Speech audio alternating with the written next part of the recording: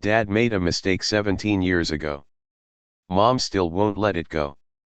This is so funny, and I heard this story from mom at least 20 times. Never gets old. For context, we are a Muslim family, quite the conservative one, and coming from a very conservative village. Modesty is very strictly practiced by us, and clear boundary is put between men and women. Flirting is heavily frowned upon. This took place in Saudi Arabia, which was also a super strictly conservative country at that time.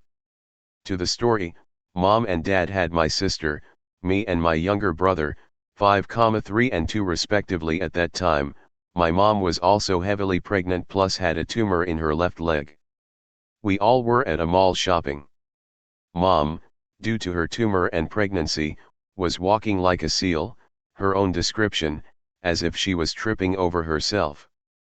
Meanwhile, at a mall full of women dressed in black, head to toe, even faces covered, one woman stood out. She came walking from the opposite side, slowly getting closer to us. She had her abaya unbuttoned/unzipped, she wore under it a legging that defined her legs, wore stilettos that made loud clicking sounds as she took each step, her hands nicely decorated with bracelets that created their own nice melodies. She really stood out. Dad suddenly started singing a song in Arabic that translates to, "She walks like a deer, the walk of a maiden."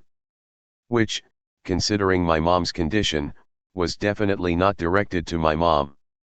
Mom stopped and turned to him exclaiming, "Excuse me." And Dad immediately got defensive. "It just slipped out." "Mom, that means it was exactly what you were thinking." Dad acts like the victim and tells mom he's never taking her to the mall again. Mom, obviously mad, tells him he sounds ridiculous because he's the one flirting with women while his kids and pregnant wife walked right beside him, and then vows to let the whole world know. A few days later we traveled back to our home country. As I said, we come from a village and word travels fast.